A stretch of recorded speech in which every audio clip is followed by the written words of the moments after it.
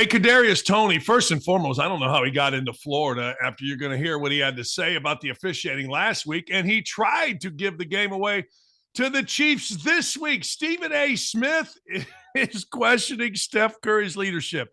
Man, scrubs with a mic. That's what we should call Stephen A. Smith, just a scrub with a mic. Hey, don't forget, we got NFL recap. My Indiana Hoosiers, my ass. And then postgame was even worse. Don't At Me starts right now, and I'm on one.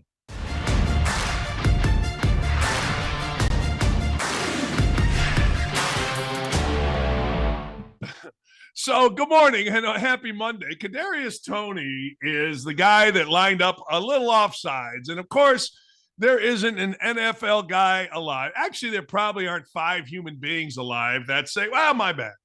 Nah, I screwed it up. Nah, you know what? I messed that up.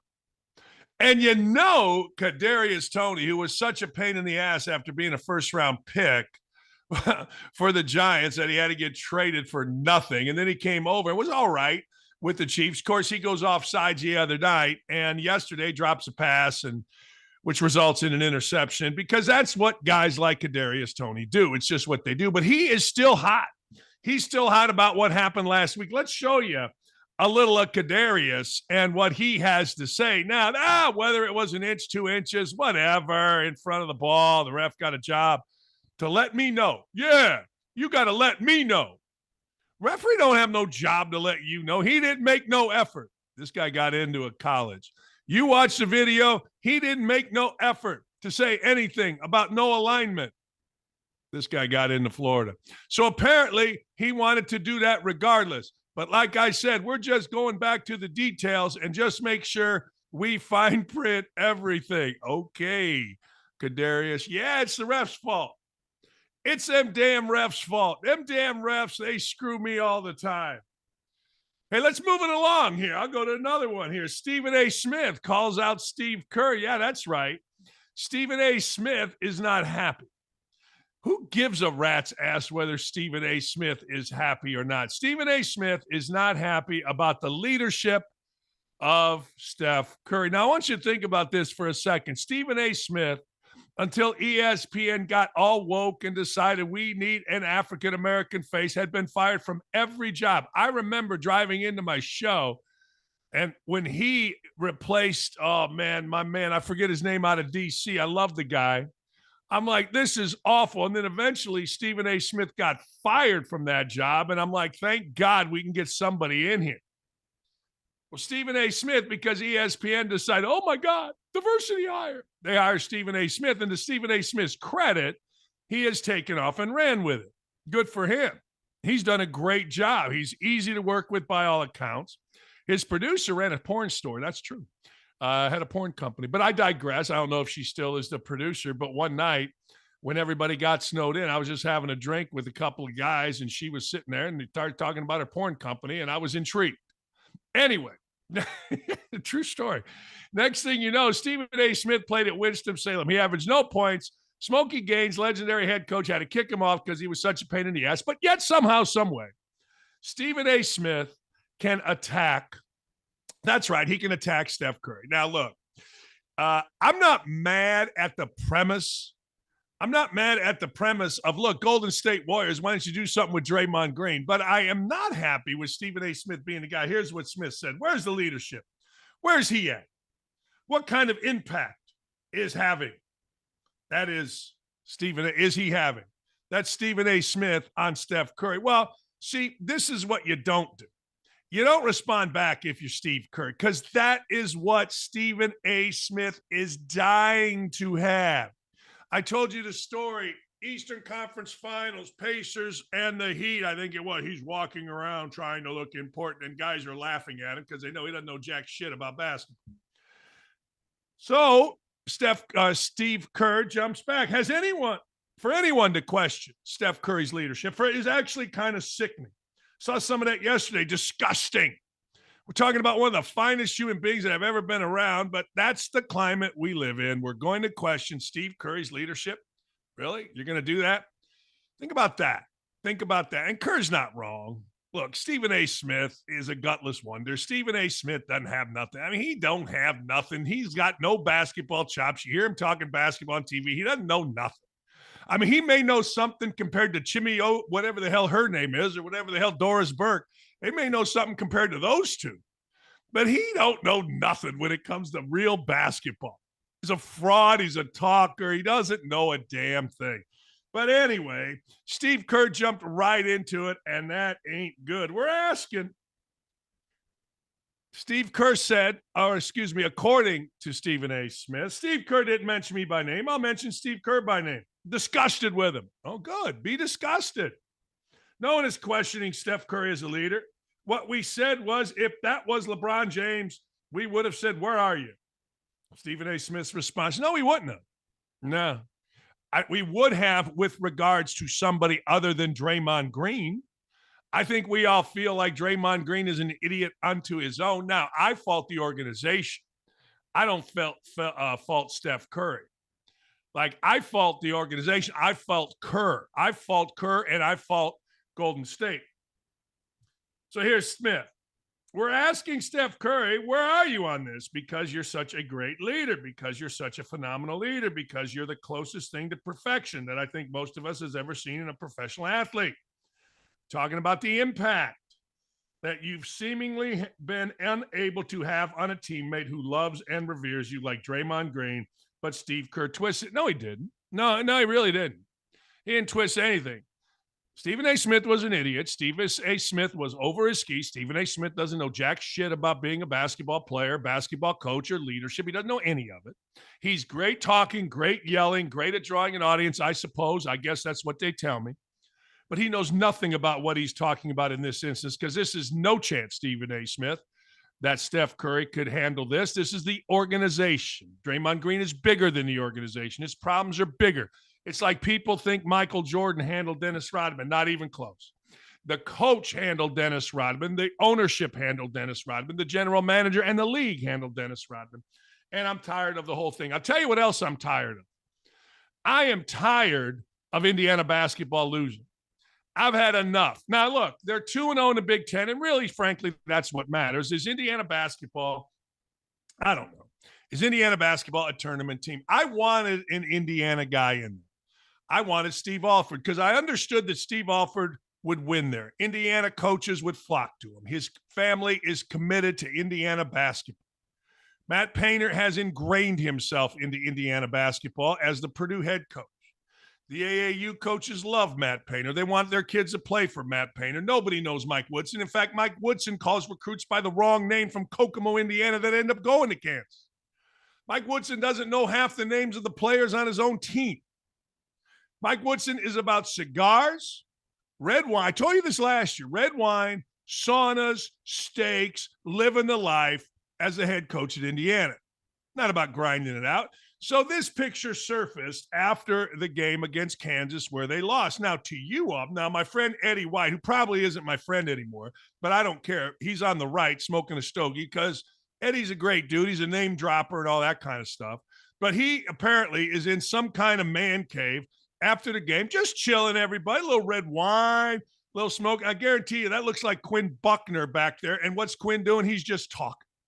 See, Indiana basketball is no different from any other school. Indiana basketball used to be different. People used to say, damn, I can't believe how hard you guys work. Not the players, the coaches. How hard the coaches work, how much we put into it. But Indiana basketball, guess what? This is it. We're just chilling. A year ago, I got crushed. A year ago, I got destroyed by all the little blogger boys who don't know jack shit about Indiana basketball. Because I told you that Indiana, that's what Indiana's about. Yay! Oh, he dunked. Yay! All the little white guys in the front. Yay! He's going to dunk. Yay! Look at us. We dunked. Yay! It's disgusting. And then when it comes to nut cutting time, Indiana basketball loses. But they played really well for 35 minutes. I told you they were going to win at home. You don't lose at home in that game if you're any good. You don't lose to Kansas. I don't give a damn if Kansas is the number one team in the world. All these frauds. This guy here is supposed to be a first-round draft choice. Yeah, my ass. You can't criticize 18 to 23-year-old. Let me explain something to you. Mike Woodson has made deals with these idiots named the Hoosier Hysterics to embarrass our program. And then after we get our ass beat, guess what happens? We chill, yo. We chill. Look at these guys. This guy on the right, he got his ass kicked by the guy. Look at the determination of the guy wearing number 1 and the guy Dickinson. Can you show that picture again of sitting around, chilling, having some red wine? You know what I'm saying? Look at this picture. That's after a game. Indiana, Purdue website. Well, Dakich, are you supposed to crawl in a black hole? Yeah, you damn right you are. You're damn right. You're supposed to be throwing things. Indiana's not supposed to be like Purdue. Purdue, my ass. Purdue can't win nothing. Purdue can't lead blind turkeys to take a dump. Purdue can't do shit. Rutgers, Cincinnati, Memphis. That's what Indiana. Look at this mess, right? Oh, let's get some red. Get some red in here and get some smokes. Bring Eddie in here. Let's take some pictures. Are you nuts? Everybody would have been fired. And I spelled this out to Indiana basketball. No, Dakich, you're just bitter. Oh, shut up. I could care less. But I'm just tired of seeing a program I gave my sack to. I gave these nuts to. And next thing you know, looking like this. Look at that crowd. You know, Indiana, Mike Woodson, Indiana's the shit. No, Indiana is the shits. Takes the shits until you win something. Look at these idiots on the bench. The whole crew of them. These 3 assistant coaches wouldn't know a basketball if it was blown up or stuffed. It's just, oh, yeah, they got guys with the long hair. They got all the stuff. Guys with the knee braces. We got the T-shirts. We got the hair in our braids. We got the barrettes. We got the yellow. And what we don't have is players. Real players. Players that can go out and win a freaking game. Players that can go out and compete. Not just say, well, you know, we tried really hard. This kid here, Galloway, got his head out of his ass, got away from the girls' dorms, and started balling a little bit today. He should be a first-team All-American. But he said after the game, I'm so proud of my teammates. Really? You got your ass kicked at home. You're up 13 in the second half, and you didn't have a chance to win the game. Well, the referees screwed us. Shut up. The referees respect who's playing well. You didn't play well. You got your ass beat. The converse to that was Purdue. Purdue goes in, and Purdue kicks the crap out of Arizona, the former number 1 team in the country. Big crowd in Indy, sold-out crowd in Indy. What does Purdue do? Purdue does what Purdue does apparently now, what Indiana used to do. What's that? Go win. Go win big games. Best players playing. By the way, 2 Indiana kids. While you saw number 21 in white there for Indiana, I don't know where he's from. I know Kansas didn't want him. I know Duke didn't want him. But Indiana, he's our savior. The skinny kid, number 1, is a kid named Ware. USC or Oregon or wherever the hell he was didn't want him, but we take him and he's our savior. You know what Purdue did? Purdue went right up the street, Westfield, Indiana, about an hour from West Lafayette, and got that kid right there, Braden Smith. Last year, Braden Smith was soft. He was a great player, all Big Ten, but somehow, some way, he had to have his lead. Zach Edey answer questions for him. This year, Braden Smith leads. And the other kid, Fletcher Lawyers from Indiana, too. Both of them had over 20. Now, you can say Edey runs the ship, and he does. He's a player of the year. But that kid right there, Westfield, Indiana. Look at the guy guarding me. I got my cute hair. Purdue's got one of the cute hair guys. Transferred from Southern Illinois, but he's a Southern Illinois guy. He's not a big-time guy. Smith's a big-time guy. Lawyer's a big-time guy. Edey's a big-time guy. Those are big-time guys. And every night when it gets tough, they play. Not once in a while like Trey Galloway or whoever the hell else is on Indiana. Indiana's giving me gas. And when I get gas, things get stanky. All right, the NFL yesterday. I know you wanted it. I know you had to have it. I know you need it. Let's talk NFL. All right, first and foremost, how about the Colts just beating the crap out of the Pittsburgh Steelers Saturday night? Now, let me say this again. The Colts beat the crap out of them. They ran the ball, lined it up, ran it again, lined it up, ran it again, lined it up, and ran it again. Now, I got to tell you. Oh, my gosh. Horrible news I just got. You Indiana fans, I just got this. Eric Montross. Oh, man. Eric Montross, former center for North Carolina, passed away last night. Took a turn for the worst, passed away peacefully last evening, according to my friend Bobby Kaiser. Man, that is the saddest of news. My thoughts go to Montross family, Mr. and Mrs. Montross. Oh, my gosh. Eric was a great player. We wanted him desperately at Indiana, but he made a good move. He went to North Carolina, had a magnificent career, and was always a class kid. Just a class kid. This comes from my friend Bobby Kaiser, and I trusted implicitly. Bobby and Eric were friends. Bobby and Eric went to the same high school together. Oh, my God. Thoughts and prayers. That's all you can do. Montross family. Where was I? I don't know. And the NFL. NFL, here's the deal. Kyler Murray is the worst throwing quarterback in America. But before I get to that, I'm going to stay with the Colts. The Colts physically beat up the Steelers. See, it says lifeless Steelers, and they're right. Steelers had nothing. And I would argue this. A lot of people are saying this. If we get Ryan Burr on this week, he'll tell you he's the number one Steeler fan, grew up in Pittsburgh. Mike Tomlin is becoming Belichick without Big Ben. He is.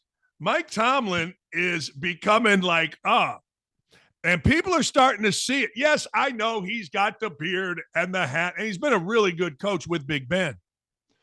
Belichick, really good coach with who? Oh, Tom Brady. Big Ben, Hall of Famer. Guess what? Not so good. And the Colts, for the first time ever, ever in my world of paying attention, just smacked the living hell. The living hell out of the Pittsburgh Steelers. And they did it in the running game. And they did it with Trey Sermon, who looked really good. You saw yesterday, if you want a broader picture, you saw yesterday why NFL running backs aren't valued. Because the Colts were down. Zach Moss hurt. We know Jonathan Taylor's out. So Trey Sermon comes in, who was really good, I thought, at Ohio State. 17 carries, 88 yards. 11 carries, 69 yards for some guy named Tyler Goodson. Now, I'm going to ask you a question because I don't know the answer. Where'd Tyler Goodson go to college? I'll hang up and listen. He went to Iowa. And you know what? Speaking of Iowa and that guy Trubisky, Iowa, gold and black, bad offense. Pittsburgh Steelers, gold and black, bad offense. You probably had Purdue in there, gold and black, bad offense.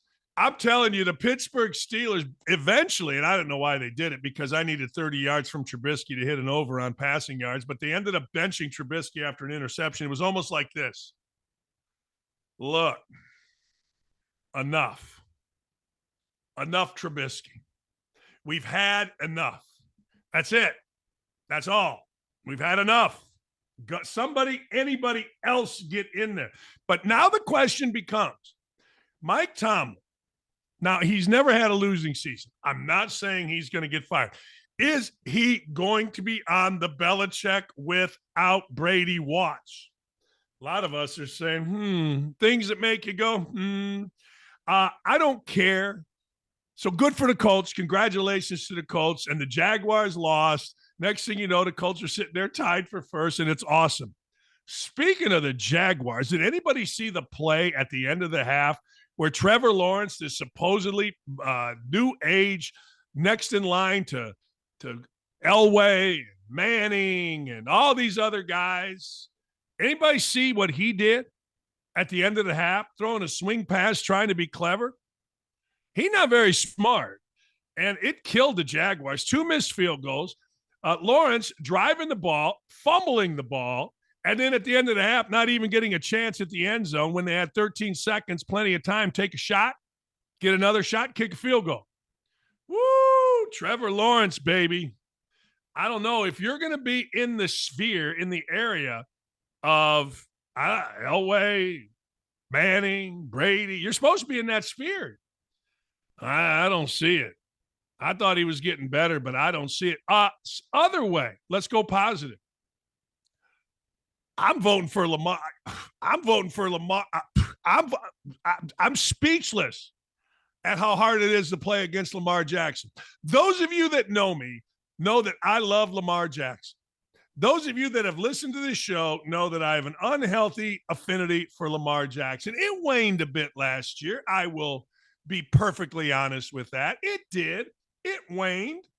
And you know what? I'm back. I don't know about you, but if you watch that game last night, trying to catch Lamar Jackson was damn near impossible. This dude, even with a spy, as they kept pointing out, they couldn't get him. And then, and this is the good part of it, then on the run after he goes that way and that way and that way and back this way and that, firing bullets to people. I mean, bullets. No, you say whatever you like. You go whatever direction you want, but I'm giving Lamar Jackson after last night my MVP vote, and mine's the only one that really matters. Nah, don't even at me with all these other guys. These other guys don't matter. Lamar Jackson, MVP, that's what matters, period. Now, my guys, let me get back to Kyler Murray. So I'm minding my own business. I'm watching the game. Myself and Lee and Teagan, we go grab a bite. Game's on. Kyler Murray. And I don't have any audio, which I like, because audio screws you up. Like somebody will tell you something in audio, and it sometimes gaslights you. It goes against what your eyes are telling you, what your eyes are seeing. So we had no audio as we sat in this restaurant. It was a nice evening, sat outside, had a fish, and the game was on. And here's what I saw Kyler Murray do. Miss wide open receivers, miss wide open receivers, miss wide open receivers, and, oh, by the way, say it with me, miss wide open receiver. Miss wide open receivers. Period. That's what he did. Miss them. Bad. Now, look, we all know if you're going to play in the NBA or NFL, you got to do what? You got to throw guys open. You got to throw it in a teacup. If you put it here, it's bad. If you put it here, it's good. It's that close. But I got to tell you, man, that dude you can have. You can have Kyler Murray today, tomorrow, the next day. I've had enough of Kyler Murray. I mean, I've had too much of Kyler Murray. A little is too much. And I've had a little. By the way, Ricky Williams is going to join us. We're going to talk Texas football. We're also going to talk the devaluing of a running back because, well, frankly, running backs should be devalued. I mean, when Trey Sermon just went out and did what he did last night, you know what? That's pretty good. No, it's really good. All right, next. Sean Payton went off on Russell Wilson for a reason that I really didn't understand. Usually I understand why a coach goes off on a quarterback or a point guard or a wide receiver. I didn't understand. I thought Wilson had just set up a really nice drive. Got the ball down the field, and I think they scored. But, man, Sean Payton lost his ever-loving mind on him. I don't think it's a meltdown. I think that's an over-exaggeration. I think that's just coaching, but I didn't understand what he was doing with it. But I will tell you this. You remember how I told you Indiana basketball should beat Kansas? Remember how I told you that it's just one of those games in Assembly Hall where Indiana's just going to win? That's what Ford Field was yesterday. Watching that game, Lee's like, wow, tough, huh? I'm like, yeah, what are you talking about, the play or the crowd? Because the crowd is nuts. Absolutely right. I mean, absolutely right. Look, that was whether Sean Payton wanted to yell, scream, teach, cajole, rip, whatever. That was one of those games yesterday where you just weren't beating them. And that's what I was trying to tell you about Indiana against Kansas. Or sometimes you go to Mackey, or sometimes you go to Cameron Indoor, or you go to the Swamp, or you go to the Big House. Sometimes you're not winning. in those plays. You're just not. And that was what I saw yesterday.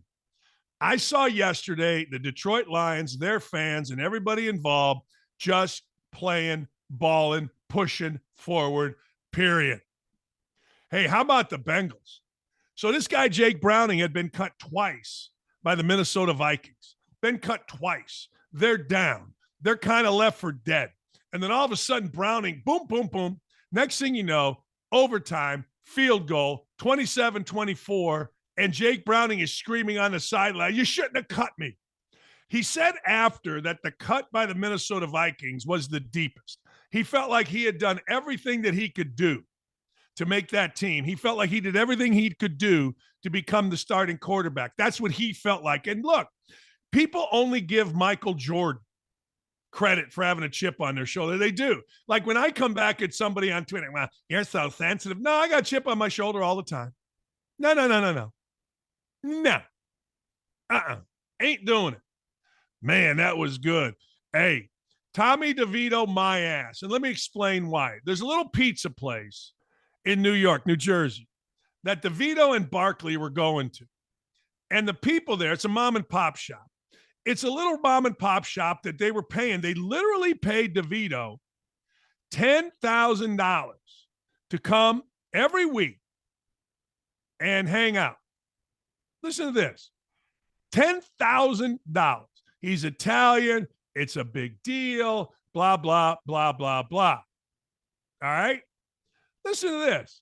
So then DeVito and his agent, the guy that we all like, guess what? He wanted $20,000. He and his agent are doubling the fee, at least according to the media. I'm reading it here. I read it this morning at newjersey.com. They doubled the fee to $20,000.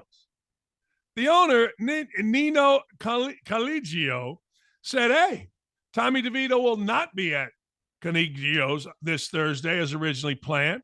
After last week's win," listen to this. Listen to this. "We received word from his agent that his appearance fee would be doubled from $10,000 to $20,000. We're a small family-run business and decided $20K a little steep. A little steep." Whew. You know what? The guy ripped him too. The guy ripped him. He said, "Sorry about the loss, but we're Italian too, and we don't like when someone says one thing and does another." How about that?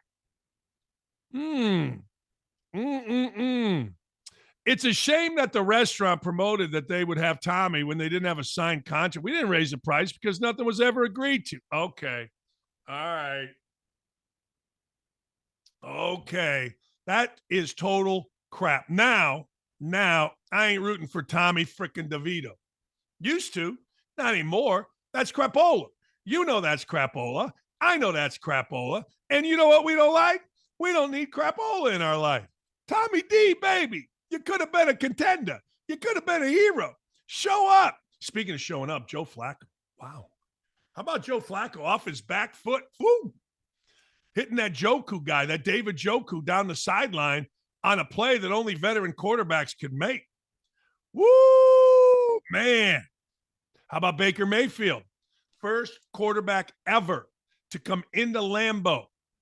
Now think about it. It's December now, and have a perfect quarterback rating. No one's ever done it. There have been some pretty good quarterbacks come into Lambeau. Hey, all you racist Ryan Clarks and all you ESPN racists, here's the deal. Got to crush your soul, don't it? Just got to crush you, right? Dak Prescott got his ass beat by Josh Allen. I mean, that's got to crush your racist ass, Ryan Clark. That has got to absolutely crush you. I mean, your soul deep down has to be splintered. All you racist jackasses on ESPN that hate the white guy. Can't stand that Josh Allen was getting pub, right? You hate that. You like that? You like that? No, you hate it. Well, I got to tell you, it's what happened. I talked about the Ravens already. I mean, you can say whatever you'd like, but give me the MVP to Lamar Jackson, period. Lamar Jackson, after his performance last night, I mean, how do you guard the guy? And it wasn't only running around. It was him finding receivers. Hey, Ricky Williams. He's going to join us when we come up. We're going to talk about Texas in the college football playoff, what he sees out of running backs. We'll be right back. Victoria's Secret used to be sexy.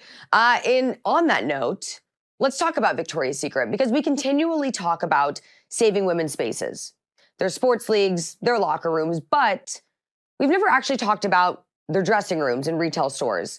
Well, now we also are getting the opportunity to talk about that one, because the other day, according to an article by Newsweek, a trans woman started complaining on social media that Victoria's Secret mistreated them because they wanted to use a dressing room in one of their stores. So the trans person tweeted out this, quote, "I was trying to find a cute bra at Victoria's Secret, and they made me wait until every cis woman left the dressing rooms before I could go into one of them.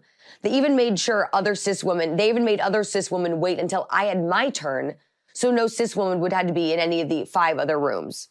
Obviously, she's meaning at the same time. So let's just examine this for what it's worth. A biological man, right, was trying on a cute bra. Why?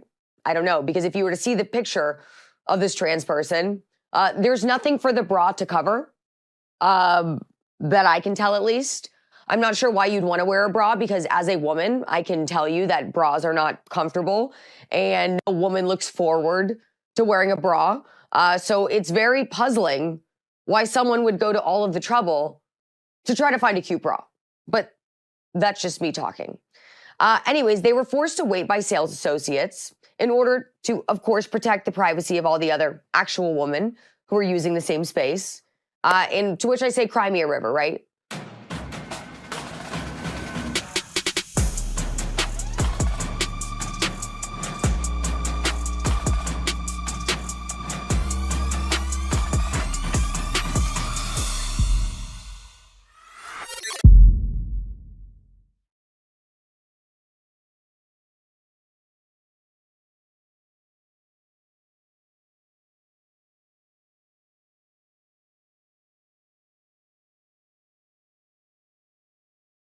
Hey, welcome back. I screwed it up. Ricky Williams coming up at 10:30. Where's Anthony Gargano? I think I can read, but apparently I'm not good at it. I used to be. Serious business, I used to be able to read. And now I can no longer read. But anyway, back to Kyler Murray for a second. You know, remember when they said that he needed to study more? He needs to pass more. Man, is he bad. I was shocked by that. I was absolutely stunned. Hey, we talked a little bit about college hoops, and it was a really good college hoops, but I want to ask you all, do you care? You know, it's fascinating. I did not care. I've always cared about college hoops. I didn't watch the Indiana game. I was golfing at the greatest golf course I ever played at, Calusa Pines, and we were following it because everybody there were Indiana fans, but I really didn't give a rat's ass. I didn't. I wish I did, but I didn't. I didn't care.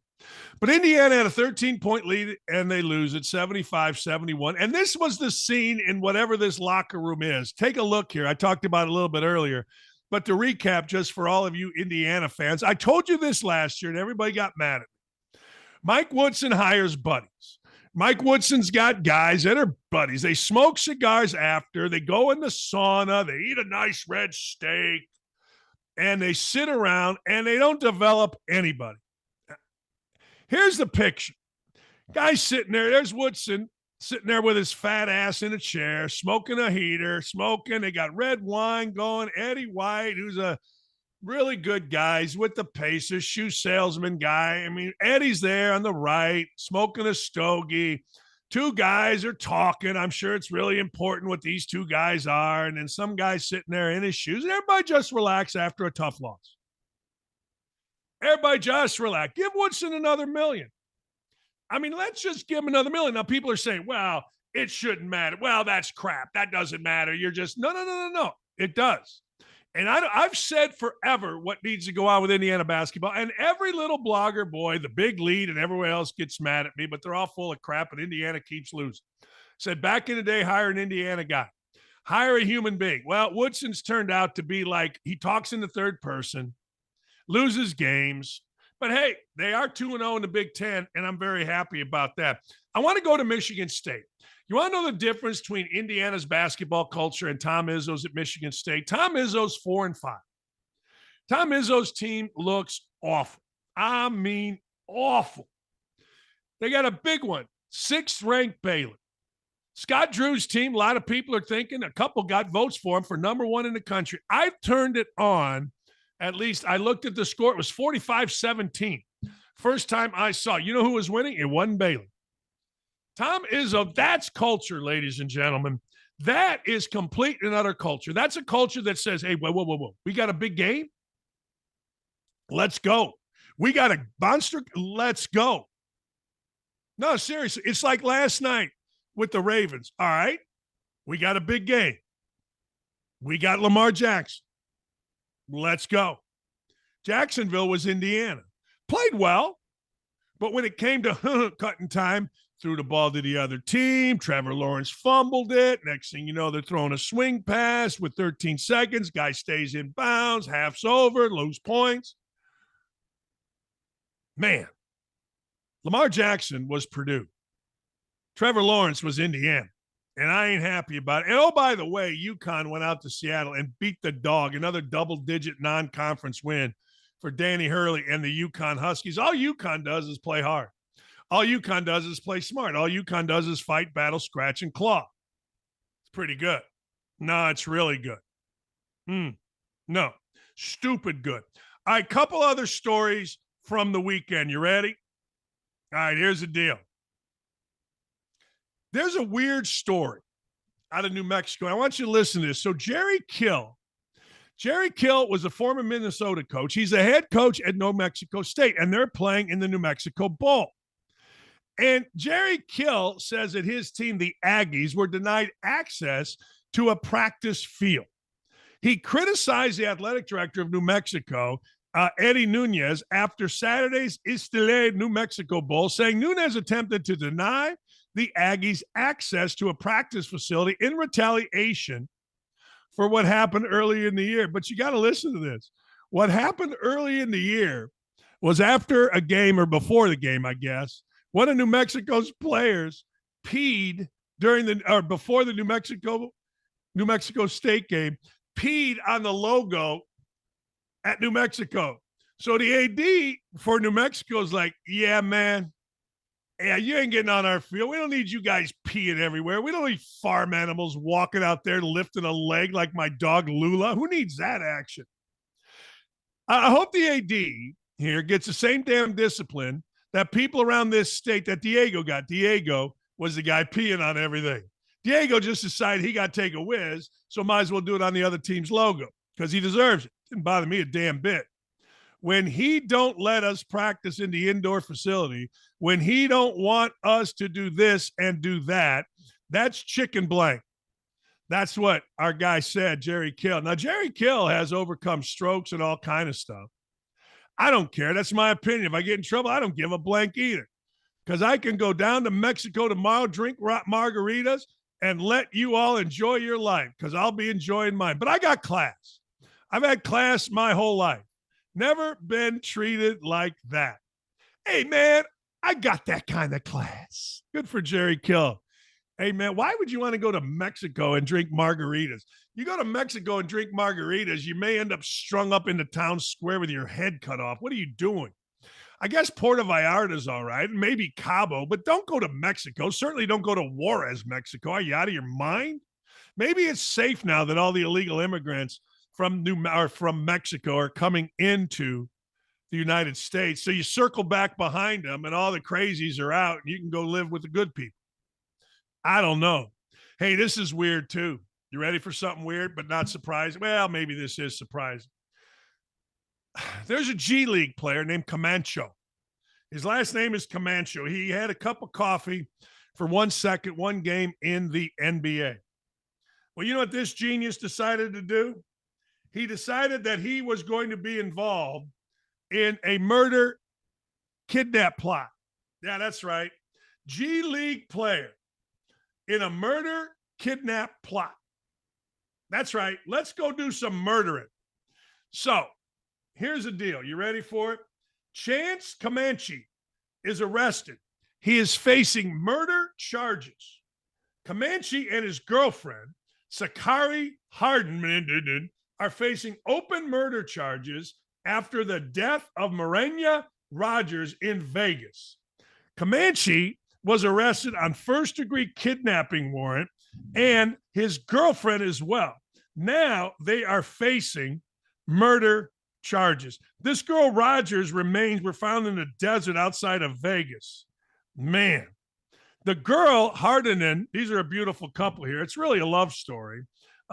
Claimed Hardin held and detained Rodgers, the dead woman, against her will for the purpose of killing her. Hardin faces additional charges because she stole a Rolodex somewhere else. So this idiot who played 1 minute in the NBA is now looking at life in jail because he and his girlfriend decided to do some killing. The motive for it is unclear as of now. Man, the NBA, fantastic. That's unfair because that guy isn't an NBA guy, but damn. Hey, did you know you can watch bowl games in theaters? You can watch the college football playoffs in movie theaters. It's kind of interesting. The reason I bring it up is I was driving the other day here and I saw two really nice movie complex places that were closed down, shut down. All right, let's go to some emails. Johnny Buzzard here. Johnny Buzzard says, during your interview with Bruce Pearl last week, he said something that was so simple, but is overlooked by a lot of successful coaches. Overlooked by a lot of unsuccessful coaches. He mentioned he comes on your show for a lot of reasons, but one of that is to give exposure to the Auburn basketball program, keeping it relevant. If he didn't keep their program relevant, he wasn't doing his job. My wife was watching the USC Auburn game on ESPN midday Sunday, and it hit me, Bruce Pearl. Make sure to schedule USC and Bronny James. That alone gave him another nationally televised game. Auburn is lucky to have Pearl. He wins wherever he goes. Obviously, good basketball coach. He seems much more than that. He does not complicate winning, a sign of a great leader. John, you're absolutely right. Look, how do you think Gonzaga got going? Danny Munson, when he was at Gonzaga, and there was a guy before him named Fitzgerald, they started Gonzaga. Mark Few has enhanced it. But what they did was they said, we'll play anybody, anytime, anywhere. And they had the resources to fly and do that. Like I could say that at Bowling Green, but we couldn't because we couldn't get there. I had very limited resources on travel. But Gonzaga has a lot of money, so that's how Gonzaga got it done. That's how UMass was built under John Calipari. UMass, with Calipari, would play anybody. Midnight Madness, we'll play. Midnight Game, ESPN, in. You want us to play on the Ocho? In. They didn't care. They just wanted to play. And that's what they did. So you're exactly right. Now, Bruce Pearl is in football country. Most popular thing about Auburn basketball is what? Charles Barkley from 1984. It's a long time ago. I don't know if you set your watch, but if you set your watch for 1984, even though that book was written by George Orwell, and I read it in 1978, and it seems so long until 1984, that's a lot of years after. That's damn near 40 years. In fact, it is 40 years coming up. I mean, damn. So Pearl's got to get out there, and Pearl's got to sell. Anyway, I'm putting everything back to Indiana basketball today. Woodson doesn't sell. Woodson smokes, cigars, and sends two idiots out to recruit. Mike V attended the IU Kansas game. Watch the replay. 2 comments. Dickens. Oh, here we go. IU guy crying. Dickinson said so many moving hip checks, and IU should have attacked McCullough more after he picked up his 4th foul with 7 minutes left. Yeah, stop with the hip checks. I don't want any moving screen calls. I don't want any of them. Good for him. He's a willing screener. He read the room. Look, for 8,672 years, Indiana basketball has gotten away with illegal screens. You know what I mean? I mean, they have. What can I tell you? So now we can't complain when somebody on another team comes in and sets illegal screens. I guarantee you Woodson had no idea that the McCullers kid, or at least it seemed like it. I did watch the last 6 minutes. It seemed like he had no idea that the McCullers kid had 4 fouls. Now, if you know Woodson enough, he don't even know the names of his own players. He didn't know Dane Fife's name. He kept calling Corey, I think is what it was, the big kid from Kokomo that went to Kansas, Kokomo, Indiana. Not Kokomo from the show Cocktail, ladies and gentlemen. Kokomo from Kansas. Hey, Dan, this is John Ceralio. Hey, Dan, recently started watching the show. Heard you say you're in Naples. Love Southwest Florida. So many great beaches and restaurants. Hope you have a great time while you're down there. Love your interview last week with Bruce Pearl, Dan Ross, and Tyrus.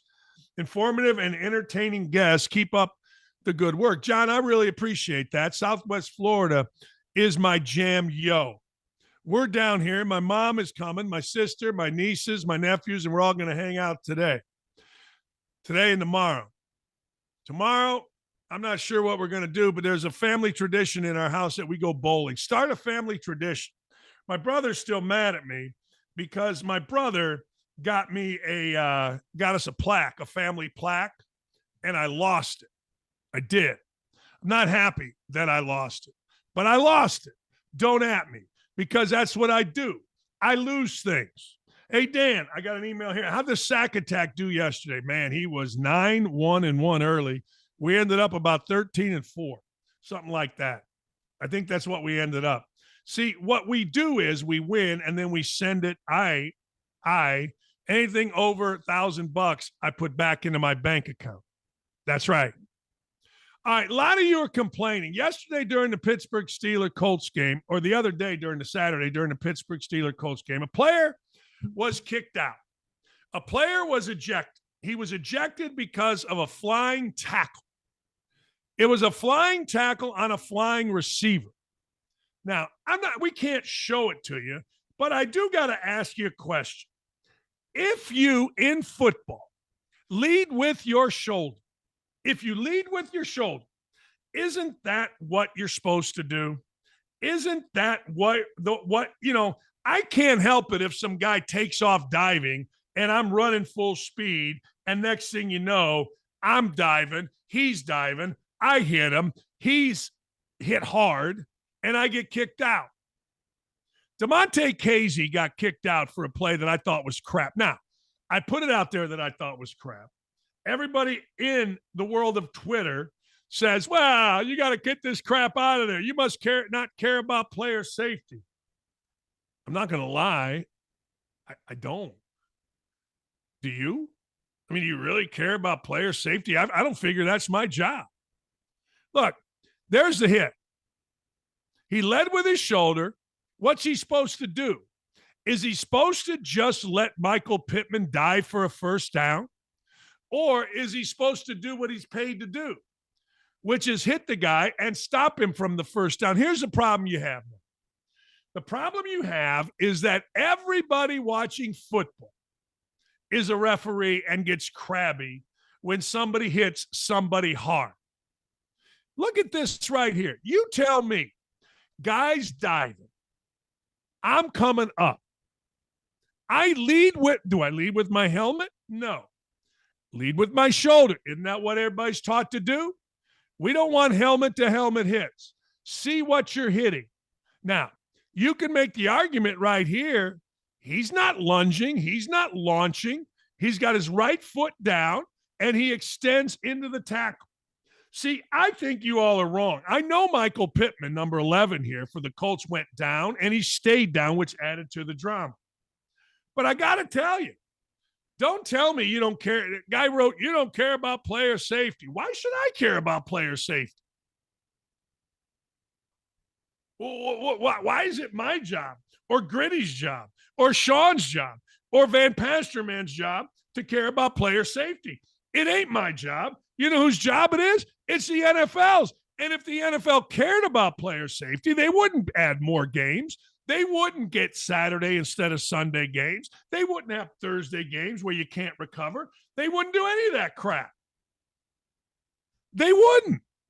But everybody sees somebody get hurt. I'm going to the YouTube chat. Dan, I think there's a difference leading with your shoulder and leaving your feet. Two things you shouldn't leave your feet in when defending. Basketball and football. Well, let me ask you, Sean, how are you supposed to stop that play? So you're just supposed to let the guy come into you? You're supposed to what? Walk up into him? I don't understand it. Like, I don't know what he was supposed to do. And this is a big issue in the NFL. And I'm not saying Sean's wrong. We're just discussing. But if a guy is diving, what am I supposed to let him dive at my thighs, my knees? Ain't my job, Jennifer. It ain't my job. It's $1 billion league with play. Somebody said, well, We must protect. Hey, look, here's the deal on NFL players. Just understand this. Players know what they signed up for. They do. Players are getting paid monster amount of money. Generational. 1 year is generational. They know what they signed up for. So a guy leaves his feet to die for a first down. I'm just supposed to let him? I'm supposed to kind of take all the force with my feet on the ground from a guy diving forward? I don't think so. Dan, how'd that work out for Damar Hamlin? Okay. How did that work out, Dave? How'd that work out for every other player not named Damar Hamlin or Darryl Stingley? Darryl Stingley was back in like 73. It worked out fine. Damar Hamlin worked out fine. Damar Hamlin's wasn't from the hit. I mean, I'm just saying, everybody points to one guy. Well, there's 8 bazillion hits in the NFL with guys coming up and making a hit. How'd it work out for 8 bazillion other guys? It worked out fine. Am I wrong? I'm curious about this. So the player, that guy can lunge. Who said this last week? How about quarterbacks, running backs, wide receivers protect themselves? How about that? Maybe if they protected themselves, maybe, just maybe, they wouldn't get hurt so much. But you're diving? You're exposed? All right. Okay. If that's what you're saying, then okay. I would love to sit here and be the Pope. I would love to sit here and say, oh, man, when I wake up on Sunday, my number one concern is the health and safety of NFL players when I watch the NFL. I'm not going to lie to you. I don't like when they get hurt, but now a guy gets a sprained ankle, he's down on the ground, and everybody takes their helmet off and takes a knee. And I'm cool with that. Doesn't bother me a bit. And then they run off the field. I've told you this before. You know my stance. I like the Premier League stance. You're down. It's not life-threatening. It's not a neck. It's not a back. Get the cart. Get his ass off the field. We got 80,000 people watching. Now, if it's a neck, if it's a back, if it's a head, no. I mean, we got these big fat guys falling down because they're tired and dehydrated. Get the cart. Get them off the field. And let's not jackass around with this. Get them out. Get them out. Gone. Out. Hey, we talked about this earlier. We broke the story, and now North Carolina has put it out there. Eric Montross, center on a national championship team. Eric Montross, one of the great players in the history of the state of Indiana. Arguably, if you really want to know, one of the biggest disappointments that he did not come to Indiana. Coach Knight tried even to poach him from North Carolina after a disappointing freshman year. I remember we were at Zagreb's. His dad and a bunch of his cronies came down, and Knight was kissing their ass trying to get the guy to transfer. He didn't. He had a great career, and frankly, he made a great move. He represented North Carolina about as well as anybody could represent a school. He was always class. He was a big old guy that was sensitive guy. He was tough. There's a legendary picture of Eric Montross playing in the Duke, North Carolina game with blood coming down his bald head. He had shaved his head. Blood was coming down. And I got to tell you, Eric Montross could go in there and go to battle. Eric Montross died of cancer. Eric Montross dying is very sad to me because Eric Montross, I remember him as a kid. I do. North Carolina has come out. He was 53 years old. North Carolina has come out with a statement, and I just hate this. I hate to see this. I hate when young people die. The Big E was a good dude. The Big E was a great dude. The Big E was a guy, won state championships, national championships, played for years in the NBA, but even more than that. His father, big-time lawyer here in Indy, man, they did a great job raising a fantastic young man. And my heart goes out to Eric Montross and his family because at 53 years old, man, when you're 53, you want to be enjoying your wife. Maybe you got some kids that are getting older. You treat them like adults. Maybe there's a grandkid on the way. Man, I hate it. I hate it for Indianapolis. I hate it for Lawrence North High School, North Carolina. But mostly, I just absolutely hate it for his family. It's terrible news that came down today. Eric's friend had sent us a text. A big Bobby Kaiser had sent us a text, and Eric and Bob kind of grew up together.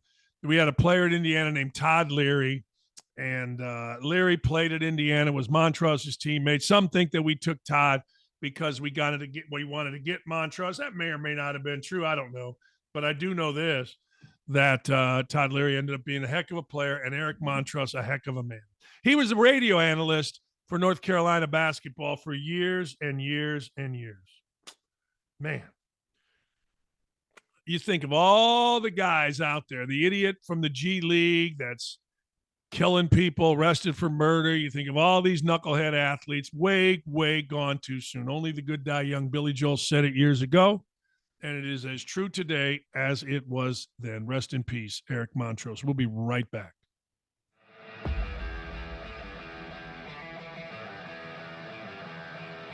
Welcome into OutKick the show. I am Clay Travis, your fearless leader. I am going to continue to argue that sports is one of the great unifying forces in all of American life. ESPN is a sinking ship.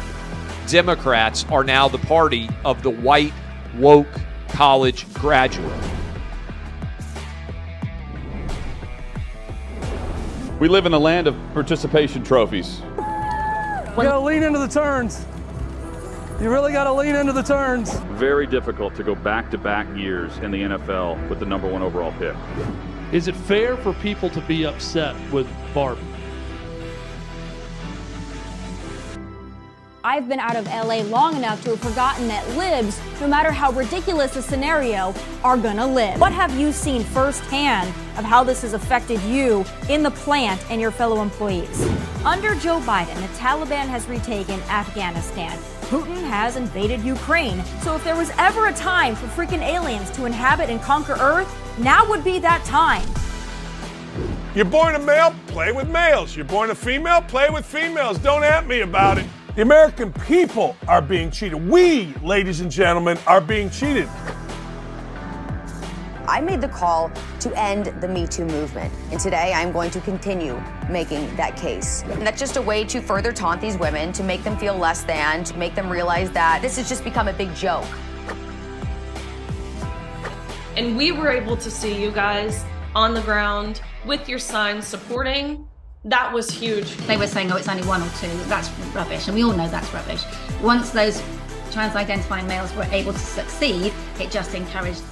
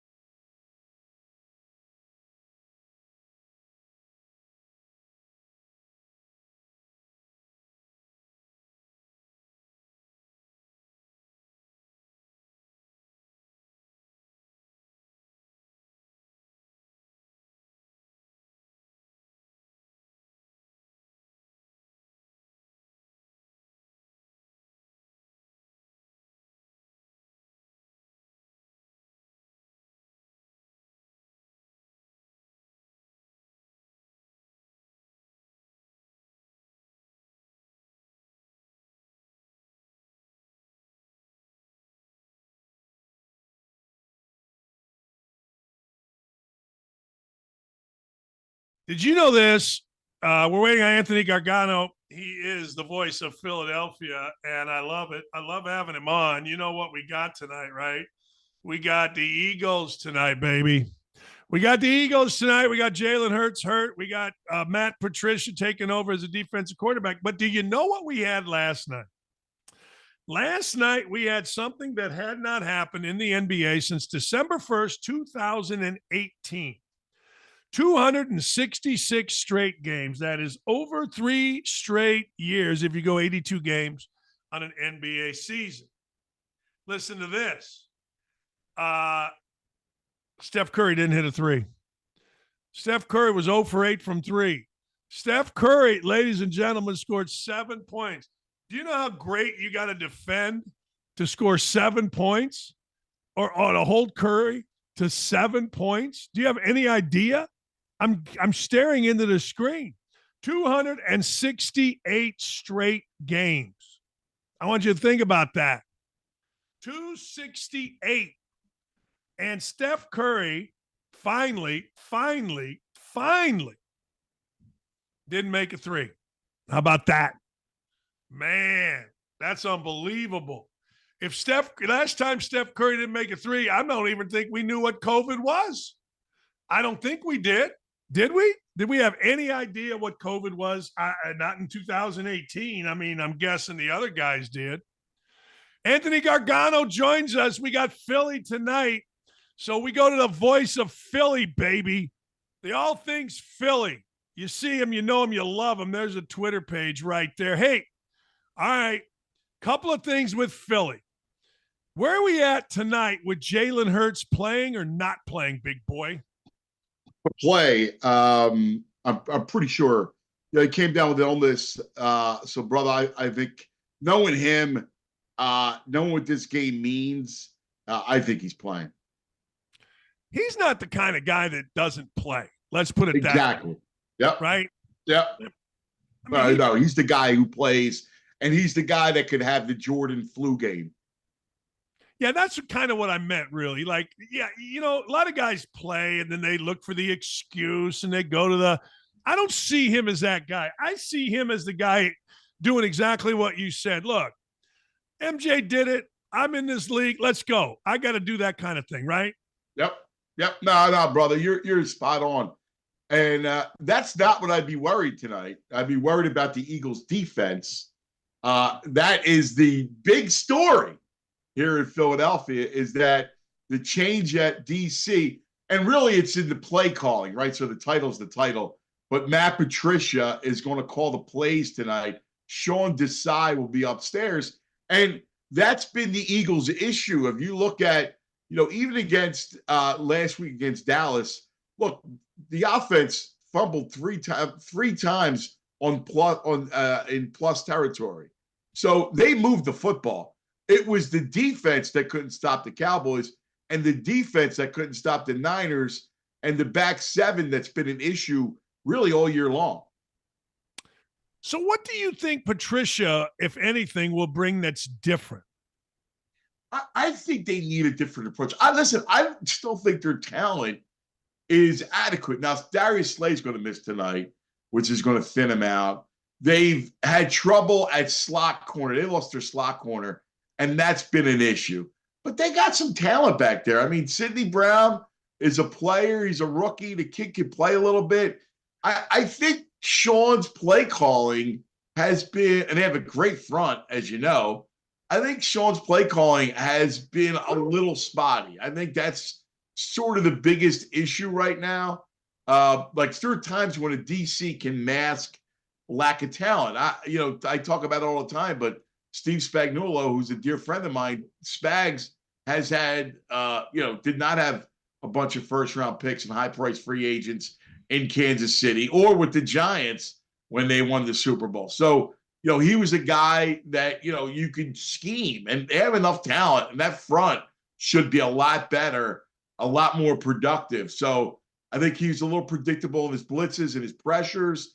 I think he needs a little more exotic, like he needs to blitz his defensive backs. So I think, look, he's a first-time DC, and I think this is where Patricia, who's a really bright guy, maybe he comes in, he's got a different set of eyes, and can kind of rework things a little bit. Yeah, it's interesting. I mean, guys are only one game away in the NFL or in college football from getting their ass demoted, man. I mean, we saw it with Matt Canada, who apparently is not the problem in Pittsburgh. The problems run a little deeper than Matt Canada there. But it is interesting. Well, Trubisky, I mean, I defy any OC to move the ball with Trubisky at quarterback. Hey, they got so fed up with him after the interception. They're like, hey, who do we got? We got Gargano. We got Dakich. Let's put in one of those two guys. I don't give a damn, but I'm not going to see Trubisky anymore. So here comes Rudolph, right? Hey, this is the year of the backup quarterback in the NFL, and it's amazing because, man, he's just horrible. Like, he just can't do anything. My God. We've seen Drew Lock. We've seen, obviously Jake Browning, who's a great story. Backup quarterbacks, third-string quarterbacks with cutlets. All those guys have done stuff except Trubisky. Hey, our guy Minshew has taken it, and he's good, he's bad, but they've been winning with him, and now they're 8-6, and you're sitting there going, "You're right." Great move by Chris Ballard, getting a backup that could. I'm not saying he's great, but he can handle the game. He's not where you got to get his ass out of there every other game. Listen, he is exactly what you want as a backup. God forbid you got to break glass. He's a guy that won't hurt you. And look, Shane Steichen, give him a lot of credit because I like Shane. I think Shane is really bright. We had him in Philly, and great football guy. And listen, I do think the Eagles miss him on offense. And they go into the season with two young coordinators. There's a reason why Steichen got the job, and look what he's done, man. I like that Colts team. They compete. That was a nice win on Saturday. That's a win that never happens, not since 2008. In fact, since I've been in the media, it is an ass kicking every time. All right, I got to ask you what the fans always say. When you see a coach make a decision with a coordinator or some kind of personnel, oh my God, we're pushing the panic button. Are we feeling in Philly that it's a panic button? Yeah, listen, anything around the football team is going to get exacerbated, right? Anything around the football team is amplified by 1,000 because that's how we do it in Philadelphia. And yeah, I think there's a lot of real concern. I think there's a lot of people like when you start off 10-1 and you look that good, they were like, let's go. We're back to the Super Bowl. So now they're 10-3 and they look mortal. And I think there's a lot of panic as to what to expect. But let's face it, brother. I mean, this is a good team. They can still get the number 1 overall seed. It's still in play. They have Seattle tonight. They have the Giants twice in Arizona. Very winnable stuff. Cowboys still the old Cowboys? The Cowboys are a team that can't win on the road. Like they're that team. If they're at home, they're really dangerous, right? Like you saw their home road splits. You take them out of Jerry World, I think they lose a little teeth. I think that their offense isn't as scary. It's a lot like Detroit. You look at Detroit, back home, look what they did to Denver. You get them on the road and they're not as fast. They're not as scary. I think both those teams are kind of more home teams.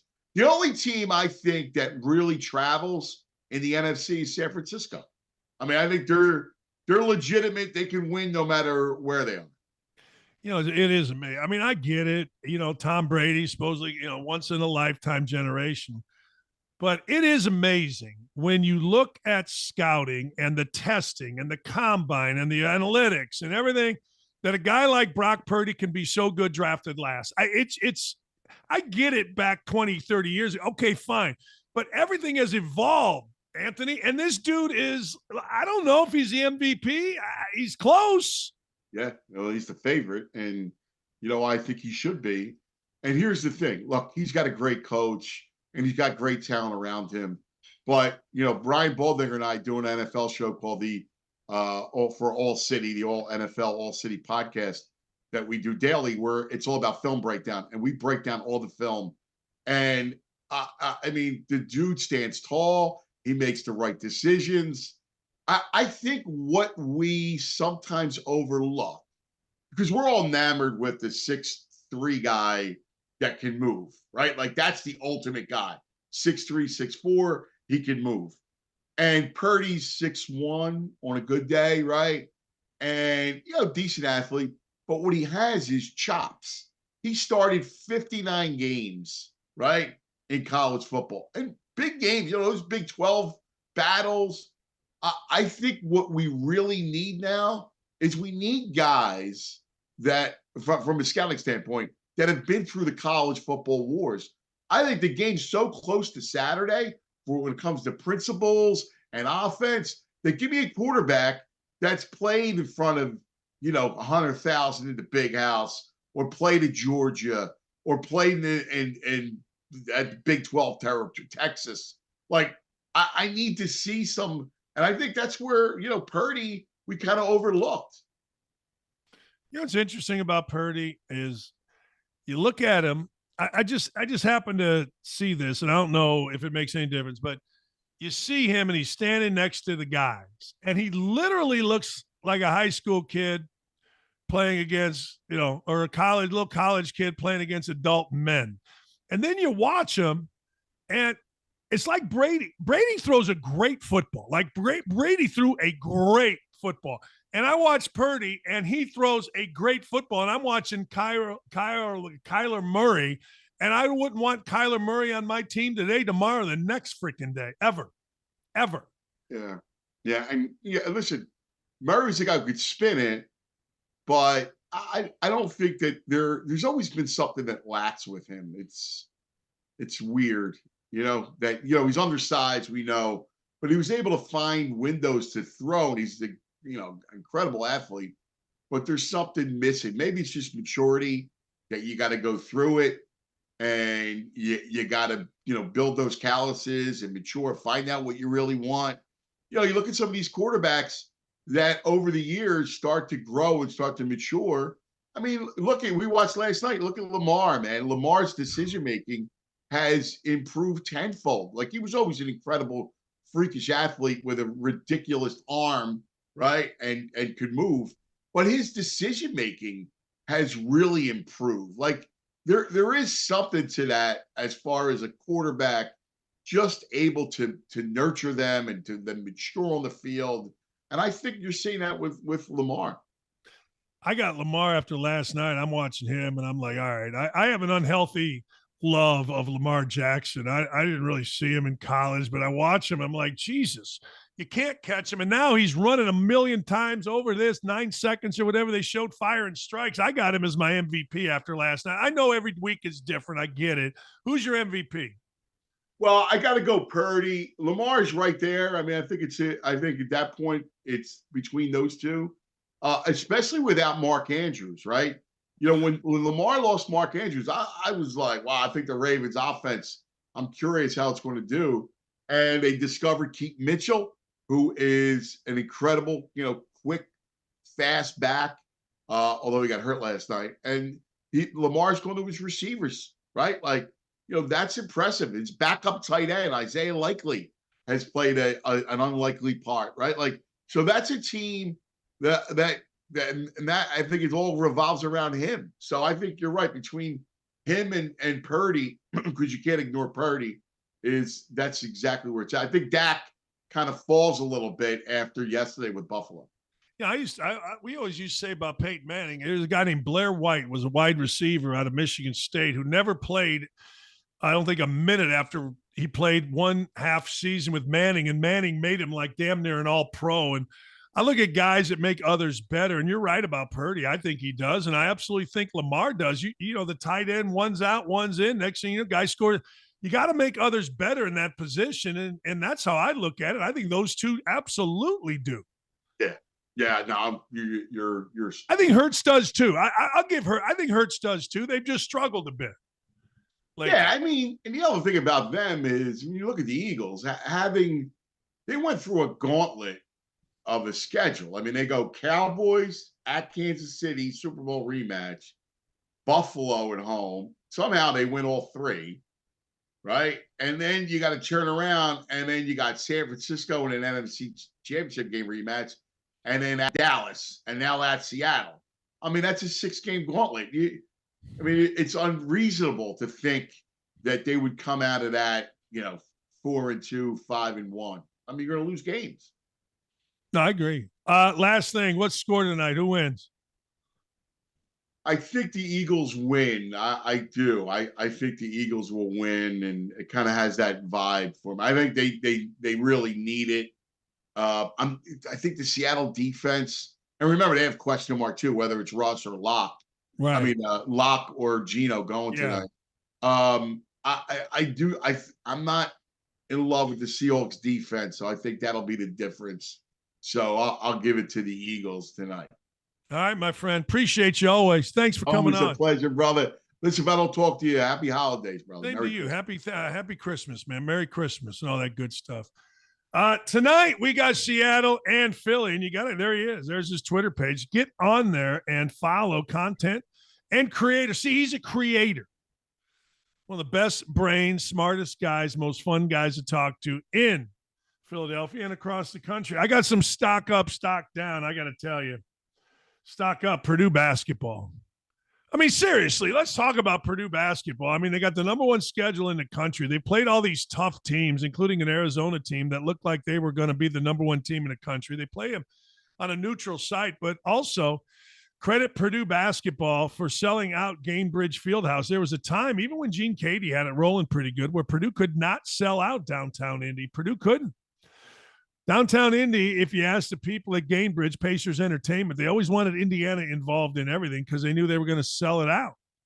Well, Purdue sold it out, and they should have. It was a number one game. Now, it was a little hard to find on Peacock. I didn't see a second of it until I went and watched the replay, and I got to tell you, those two sophomore guards are fantastic. They're not kind of good, Lawyer and Smith. They're really good. In fact, here's how confident they got. I saw Braden Smith make a driving right. Now, think about this.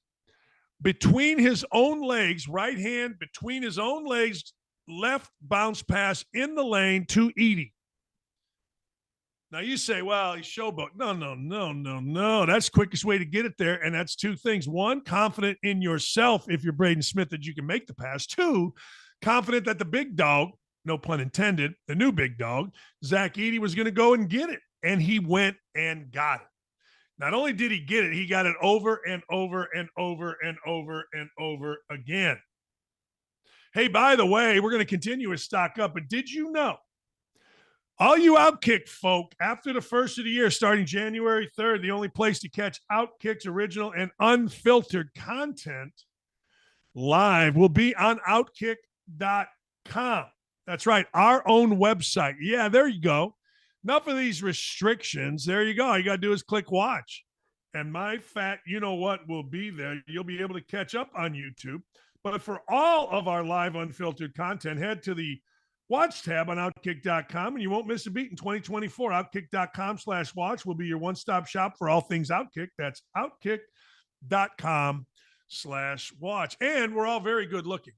I mean, Kelly in Vegas, very good looking. Dan Dakich, very good looking. Armando, incredibly handsome. And of course, you see Charlie and Chad and Jonathan. We're just good looking people.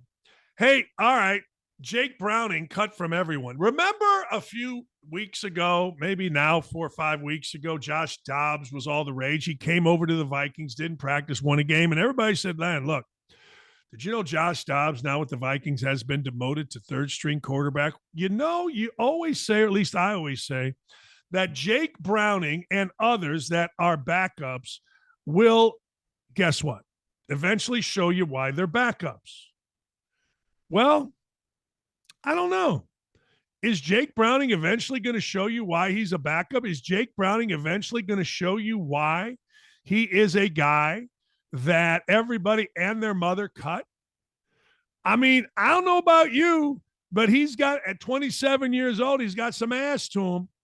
I don't know about you, but Jake Browning said they never should have cut me. He started his NFL career with the Vikings in 2019. He got cut. He got cut again. He kept getting cut. Dude can't get cut enough. He's got a chip on his shoulder from that 19 thing because, well, frankly, most people do. He was on the practice squad. He was on the team. He was a backup practice squad. And finally, they cut him August of 21. There's definitely a little extra part to this game. He was honest enough to say because he was playing against the Vikings team that cut him. I remember getting cut there, Minnesota, last time. I just being told, hey, we might have a spot for you on the practice squad, go to the hotel and wait. So I sat in the hotel for a couple hours, not knowing if I have a job or not. Got a call from my agent. They didn't tell me. I've been there 2 years. I've been cutting my fair share of time, and that was the crappiest one. So good. Completely different coaching staff and everything like that with Minnesota. And I want to emphasize there are some incredibly good people, but that win yesterday felt good. Absolutely. Look, Michael Jordan doesn't get to be the only guy that gets to have a chip on his shoulder and everybody praises him. I say it all the time. I mean, I come back on people on Twitter because I'm tired of you. Well, you're soft. No, I'm not soft. I was raised to fight back. I was raised to fight for myself. I was raised to have a chip. Served me well. Just saying. Stock up. College football bowl season starts. All right, ladies and gentlemen, you ready for this? Here's what I do every day. I'm in Florida, so I go to the Hard Rock Bet app. It's the only one that works. And every day I go see what's on in the afternoon. I know what's on tonight. Philadelphia, the Eagles taking on the Seahawks. I know that. But guess what? 2:30 today. Western Kentucky, Old Dominion. Yeah, that's right. 2:30 today. It's like skipping school. You know that feeling when you were skipping school, you didn't have school, and you're running around the neighborhood at like 11 o'clock in the morning, getting everybody together to play basketball or football or baseball or shovel your driveway so you could shoot hoops? Yeah. That's what it's like when there's a bowl game in the afternoon. You don't have to sit and watch. Who cares about sitting and watching? But today we got a bowl game in the afternoon, and the bowl season started out with a big victory by Double D with Ohio University. Don't bet against the MAC in these.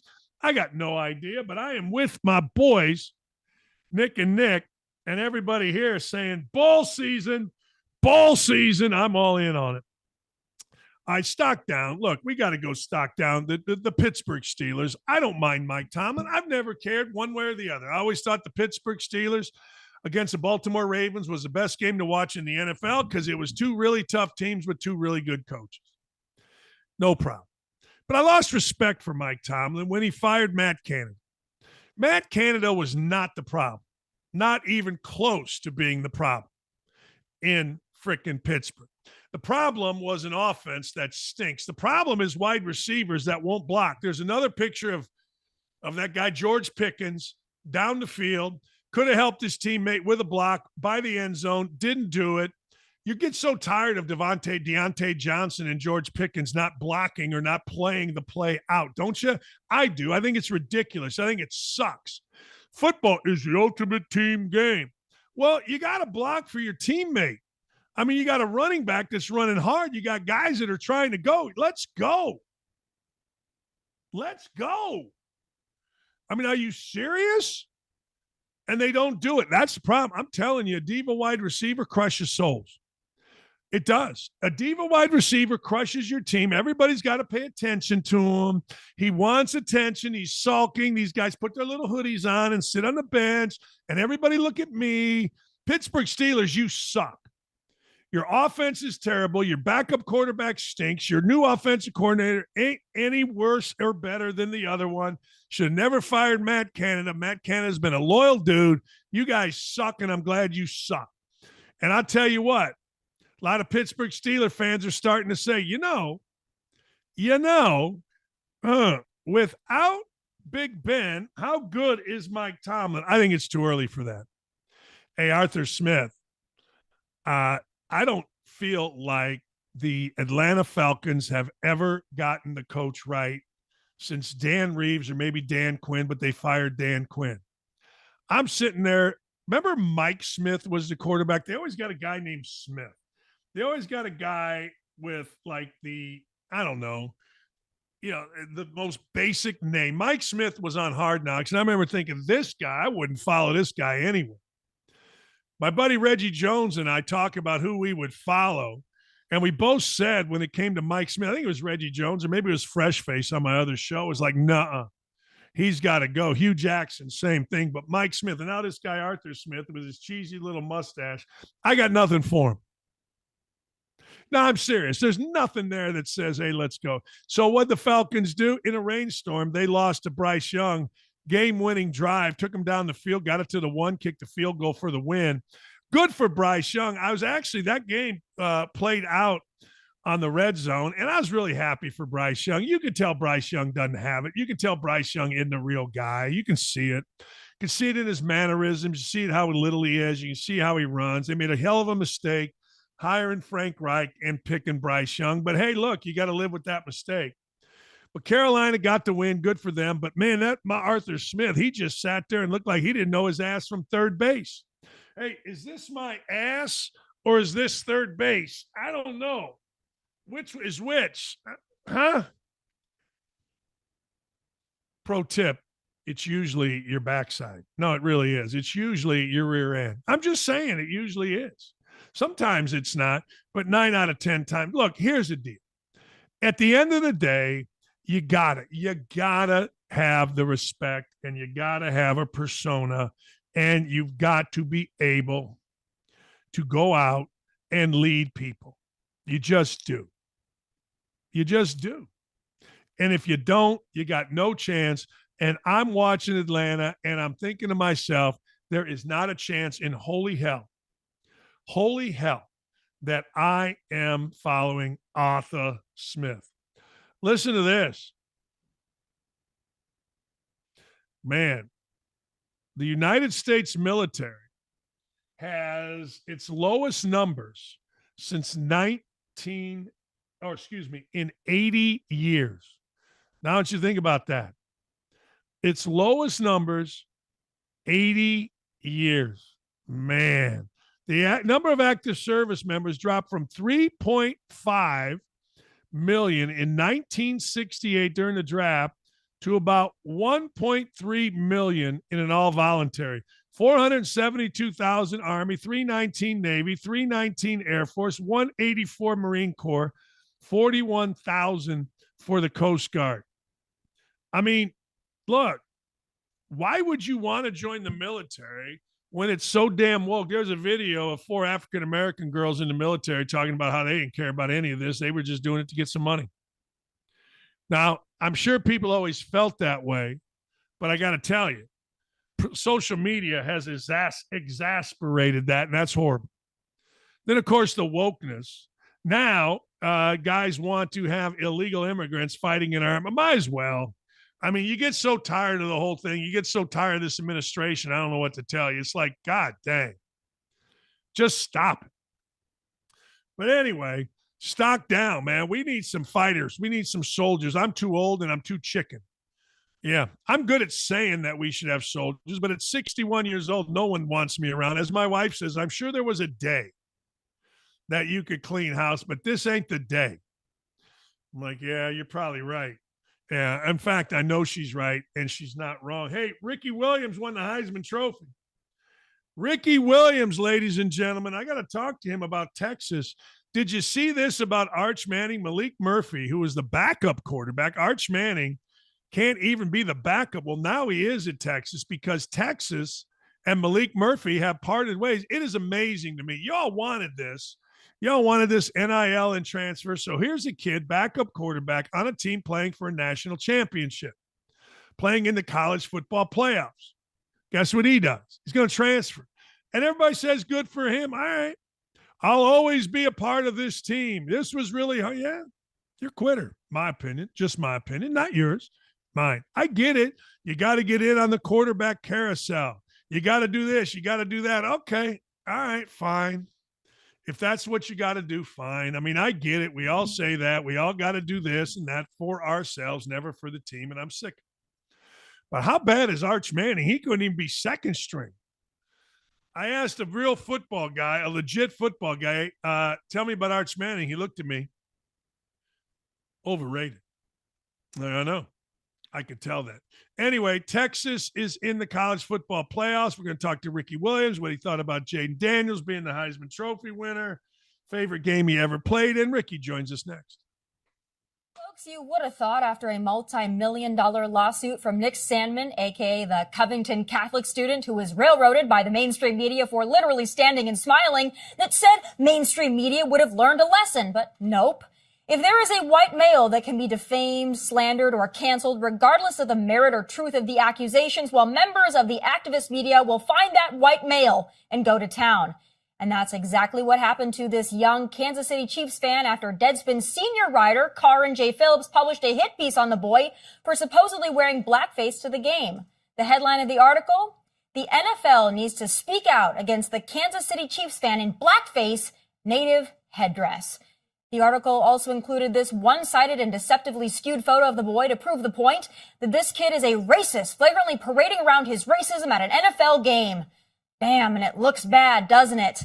Unless you provide just the tiniest amount of truth and context and show the whole damn photo of the little boy whose face is indeed painted black, but half black, not to promote racism, but as a part of the red and black colors of the flippin' Kansas City Chiefs. Furthermore, according to the boy's mother, he is of Native American descent. Oh. So was this an honest mistake by Deadspin writer Karin J. Phillips? Or was this just a sick and underhanded ruse to get clicks and ruin this young boy's life for no freaking reason at all? Well, I'm going to go with the latter, given Phillips doubled down with this post on X. That tweet is now deleted, but the damage is already done. These race hustlers are shameless. They are vultures and leeches and a disgrace to journalism. They are so hungry to find racism, they will literally create it where it doesn't exist.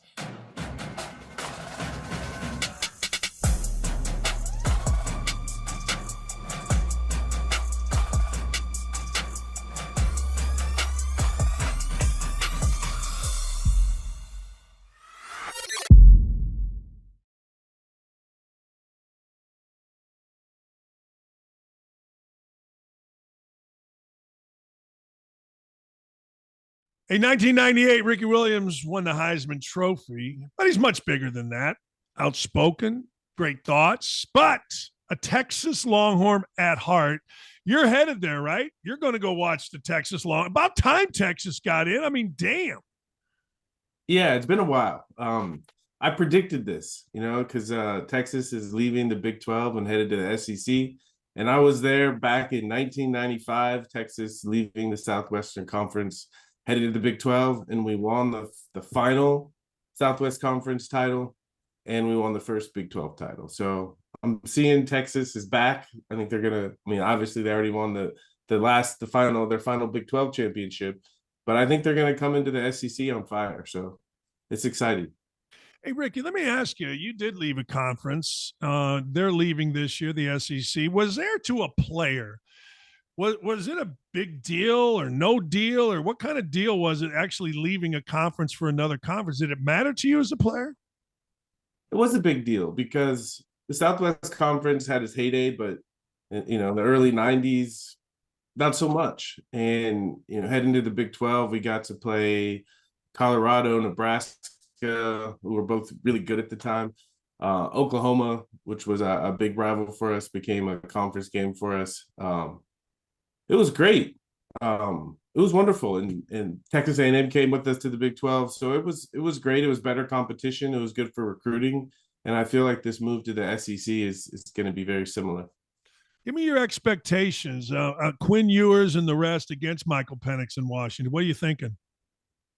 I was feeling good about it until I was at the Heisman Trophy ceremony last week, and I flashed back to 2005 when Reggie Bush beat out Vince Young for the Heisman Trophy, and the look on Vince's face, and the determination to prove everyone wrong. And we saw what Vince did against USC in the Rose Bowl.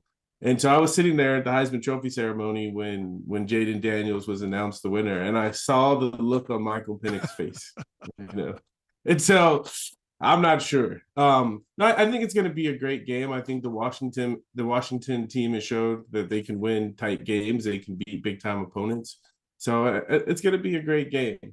But the way Texas has won this year, different than in the past, is they win as a team. They win different ways, and there's a different hero each game. And so I haven't seen a talented team like this in Texas for a long time. So I'm excited for the game. Yeah, Jaden Daniels, was he your Heisman vote? He was. Michael Penix was my Heisman was he? vote. Yeah. You just saying that to appease the Washington crowd, so he doesn't have that. No, big it's chip. I don't watch a ton of college football, but a few games that I was glued to the screen this year were both of the Washington Oregon games. And especially that first Washington-Oregon game, the last drive of the game when Michael took the Huskies down to score, it was huge. And so for me, it's a good team. You got to show up in those Heisman moments. And I think Jaden Daniels was amazing. He did a lot of amazing things on the field, but I didn't see the team kind of success that we saw with Washington, obviously. Isn't it amazing? I mean, I don't know what, your era of college football, but like 9-3 is a bad year. That's like 75% of your games now, right? Like 9-3 doesn't get you nothing. Yeah. I mean, it was like that when I first came into college football. I mean, like I think in the late 80s, early 90s, if you lost more than one game, you were out of contention for the national championship. Yeah. And so we saw a little bit more parity, I think, in the early 2000s, but I think now it feels like it's getting back to that point where you can't afford to lose more than one game. What's your favorite game that you played in? What's a Texas player of your magnitude? What's a favorite game you ever played in at Texas? It was my freshman year. We went to College Station to play the Aggies. And up until this point, I think the Aggies had beat us like 5 straight years in a row. And when I heard the Texas players talk about the Aggies, they were all 6'5", 250, all ran 4.4s. So I was intimidated, but we went into College Station and we beat them. And I went in as a freshman fullback, and I left with 160 yards rushing, and I think I scored both of our touchdowns. So I became a hero after that game, and it really launched me to the rest of my career. What was different on campus when you walked around on campus going to class after that game? Well, people recognized me. Right. Yes, that was the big. They kind of heard that there's this freshman fullback on the team, but after beating the Aggies like that, everyone knew who I was. Yeah, right. It becomes a different deal. Hey, I want to switch real quick to the NFL. We saw yesterday, Saturday, the Colts just played 3rd and 4th string running backs and racked up a ton of yards. A lot of people are saying, well, that's the reason why running backs get undervalued. Do you think running backs being undervalued is a recent thing, or did you feel that when you played in the NFL?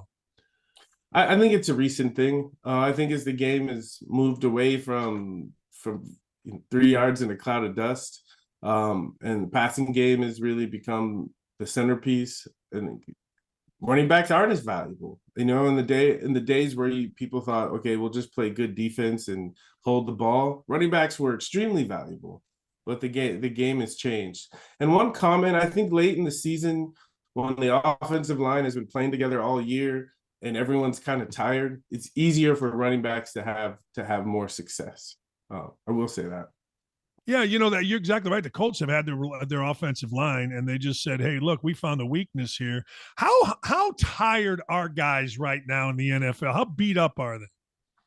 It all depends on the record. Oh, the ones that have the ones that have more losses than wins, they are really tired and really beat up.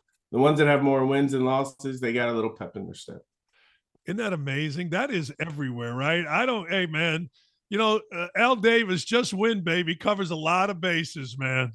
It sure does, especially at this point in the season, Yeah. All right. You were with the Dolphins yesterday. Dolphins, Tua, and the rest just crushed the Jets.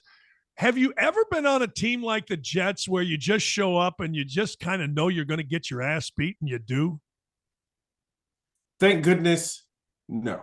Okay. The worst team I was on, we were 3-13.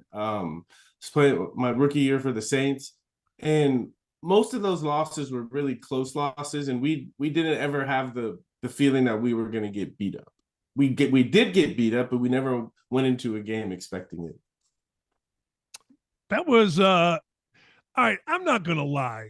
The whole thing with you and Ditka was weird. I grew up as a huge Ditka fan. Like, I'm from Chicago, and Ditka was the man.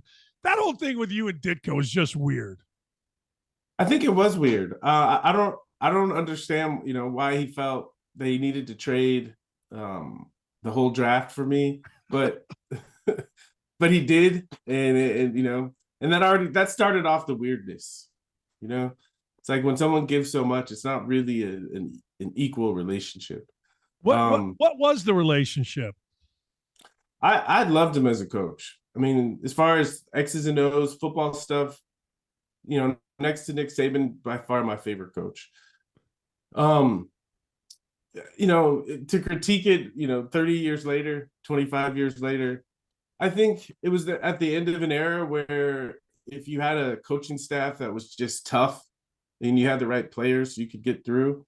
I think it was the beginning of the age of where you really had to scheme people, you know, on offense. And I just think at least our offensive coaching staff wasn't up to the task. On defense, we were really good, but I think Ditka hired his friends, coach hired his friends to coach, and not necessarily the best coaches. Yeah, that was interesting to me. Again, when I was in Chicago, I mean, 85 Bears were the team, right? I mean, Ditka had all the tough guys. He did not have a friend in Buddy Ryan. They hated each other. And I had a couple friends that said the same thing that you said, offensively, kind of a mess because, well, they didn't have the best guys coaching. But to get traded for a whole draft, an entire draft for you, when you walked in there, was anybody resentful? Was anybody – I mean, how were the other players? I felt like all of them were resentful. Really? I mean, yeah. I mean, it wasn't like in the movies where someone took me under their wing. You know, everyone was kind of at a distance, you know, because at least that first year I was making, you know, more money than pretty much everyone on the team, and I hadn't done anything in the NFL. So I can understand, and it wasn't like they had a winning tradition. They didn't win their first playoff game until my second year with the Saints. So it was I mean, that was the main reason I didn't want to go there, you know. And I think it's cool that they traded the whole draft, but I would have much rather been the first pick and gone to the Browns. But it ended up being not with Ditka, because, you know, he was fired after that first year, and I missed six games that first year. So injuries, subpar offensive play calling. That was it. I think if I stayed healthy and we had, you know, better offensive coaching, I think we would have been pretty good. Man, you might be the first guy ever to say, I wish I was the first pick and went to Cleveland. Well, I just feel like my running style and the style of the Browns fans, I think it would have been a good match. Yeah, I do too. Hey, Ricky, thanks, man. Go Longhorns, hook 'em and all that good stuff, man. I appreciate you coming on. Thank you. Yeah, thanks for having me. That's the great Ricky Williams. The second time he's been on, there he is with the Heisman Trophy, man. 1998, Ricky Williams wins the Heisman Trophy, and Jaden Daniels just won the Heisman Trophy, and Ricky Williams and the Longhorns, well, not Ricky and the Longhorns, but the Longhorns, they take on Washington, and we're going to be previewing that game up until the time when it happens as the bowl season has started. I want to get back to one thing. A lot of different condolences are pouring in for Eric Montross, the center from North Carolina, who was beloved in the state of Indiana, even though Eric did not go to Indiana, one of the most intense recruiting battles ever. Damon Bailey was there, Cheney, all these guys, and we thought that Eric would win us one, maybe two national championships, but Eric was his own man, and Eric, Dean Smith, Roy Williams, I guess it was Dean Smith. Roy may have been gone by then, but they won themselves a national championship. Eric, beloved in North Carolina, as well as a longtime radio host after having a really good career, not only at high school at Lawrence North High School by my house in Indiana, also at North Carolina, obviously, and of course in the NBA, and then after as a radio analyst. Just one of the really good people, really good families in Indiana. And my thoughts are always to the mom and dad and, you know what, or the kids. I mean, it's just horrible. I lost my father in 2014. I was 52 years old, and it is horrible. 51 years old, and it was horrible. Absolutely horrible. I miss him to this day. And when you're that age and you lose your dad, you kind of expect it, right? I mean, at some point you feel, but anyway, for young kids, and I know Eric has some, and his mom and dad are still alive, it is just terrible. And my thoughts, prayers, and all of that go out to Eric. Cancer got him. I said with Coach Knight, dementia sucks. Cancer sucks. We all know it sucks. And we hope that at some point in all of our lives, we get to the point where we don't have to deal with it anymore. Hey, remind you, calling all OutKick fans starting January 3rd. The only place to catch OutKick's original and unfiltered shows live will be on our website. You'll be able to catch us on or catch up on YouTube. But there's our website. You can go to outkick.com/watch. All you got to do is press the watch button. You'll see all the beautiful people, all of our live unfiltered content. All you got to do is go to the watch tab at outkick.com, and you won't miss a beat in 2024. Outkick.com/watch will be your one-stop shop for all things OutKick. That's outkick/watch.com. Yeah, man. I mean, look, we get hamstrung. We're too controversial. We got too much controversy going on for YouTube. YouTube's always trying to squelch us. You can't squelch us. Tonight, ladies and gentlemen, we've got the Seahawks taking on who the hell are they playing? Hell, I forget. Philadelphia. It's in Seattle. The 12th man will be jumping. I'm going to take the over 45. Now, I'm probably wrong. I may wait until I see who's starting at quarterback. If Geno Smith is starting at quarterback, there's really only been one announcement, and that's Nick Mullins is going to start for the Vikings. Josh Dobbs continues to be by the wayside. But the truth of the matter is I'm going to take the over. I'm going to take over 45. I think some points are going to be scored in the game. I do think that it'll be loud, it'll be raucous, it'll be crazy. But really, should that affect Jalen Hurts and the Philadelphia Eagles? I don't think so. You know, my MVP vote, very simple. Right now, I'm going with I'm going with Lamar Jackson. Look, I think Purdy is great. And I'm shocked that Purdy is a guy that we're talking about. I'm stunned by this. But I got to tell you, I'm watching yesterday, and I don't know, I'm going to the YouTube chat to see what you all are feeling. But I got to tell you, I'm sitting there watching, and this guy, Lamar Jackson, is unbelievable. Like, Lamar Jackson gets out of everything. He gets out of everything, and guess what? Then he throws a bullet on time and on target, and next thing you know, boom. Yeah, it might be backup versus backup in this game, which means I probably will not take the over. I'll probably just take the Eagles. I think the Eagles are going to win. I don't really know. But all I'm saying to you is this. All I'm saying to you is, man, oh man, if you watched Lamar Jackson last night, you tell me how how is Lamar Jackson not the MVP? You know, Sean Black says something interesting. McCaffrey might be more MVP worthy. Yeah. Than Purdy. He might be. Look, I'm not saying he's not. And by the way, can y'all punch the like button for us? We need more likes on today's show. We're getting a great crowd as always today. But I need some like buttons. Hey, you know, the news of the day yesterday, of course, was Illinois State comeback win over North Dakota State. That's right. Don't at me, people. Illinois State was down in the first half, down 7 or 8 at half, and they came back, went on a 15-0 run. I'm not going to tell you the player's name that went on the run because Indiana fans, Purdue fans, they'll be trying to poach this kid, and I'm not letting you. I ain't letting you. Hey, did you see this? Let me ask you a simple question. Who do you think should be the comeback player of the year? The comeback player of the year, doesn't Baker Mayfield have to be involved in that? I think Baker Mayfield's on pace for over 4,000 yards passing. Baker Mayfield yesterday gets it done. Like, we don't like guys once they are a first-round pick, they're a little snotty and blah, blah, blah, blah, blah. But the fact of the matter is Baker Mayfield's having a day. And maybe, just maybe, he's going to get paid. Baker Mayfield, right here, becomes the first visiting quarterback ever with a perfect passer rating of 158.3 at Lambeau Field. He threw for 381 yards, 4 touchdowns, no interceptions, completed 80% of his passes. How about that? He is on pace for, listen to this, 4,025 yards, 29 touchdowns, 10 interceptions, 94.7 rating, and a division title. This is a guy that has been so many times overlooked, cast aside, you name it, he has been it. Holy cow. I don't know about you, but I'm kind of all in on Baker Mayfield right now. 7-7, and you think they're going to win the division. Now, that's some easy division. And by the way, ladies and gentlemen, those of you that are still on, Two Big Brains, all local indie stuff, starts on the our OutKick channel at 11 o'clock. Ken Sterling and I are going to have it for you. All right, couple of other things from yesterday's action. The debate continues. You know the debate. We know the debate. We got to get Sylvie on here. My man Sylvie, he texted me last night, Nick and Nick. We got to get Sylvie from Chicago. I got to have him complaining about Eber loss. That's what they're starting to call him in Chi-Town. Eber loss, baby. Look, the Bears are the Bears.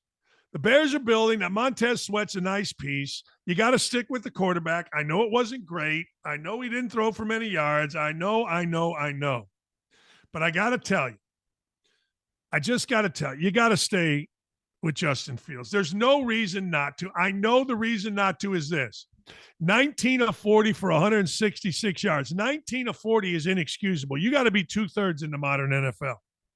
1 touchdown, 2 interceptions. But listen to this, the anemic running game, 27 carries, 88 yards. But here's the thing that would make me worried about paying quarterbacks. You ready? We talk about this, and I'm curious your thoughts. We talk about this being the era of the backup, and we're seeing it in Indianapolis, aren't we? In Indianapolis, we're seeing Minshew mania. And I don't think it's true Minshew mania, but it's Minshew-esque mania. Like the Colts are sitting there 8-6, and when you look at the standings, guess what? The Colts 8-6 puts them in a tie with Jacksonville and Houston. You got a 3-way tie. Backup quarterback yesterday for Houston, Case Keenum, got it done in Tennessee against the Titans. I'm just saying, backup quarterback's pretty damn good. Baker Mayfield is not a backup. Baker Mayfield is a starter, but they're sitting there 7-7 and in first place.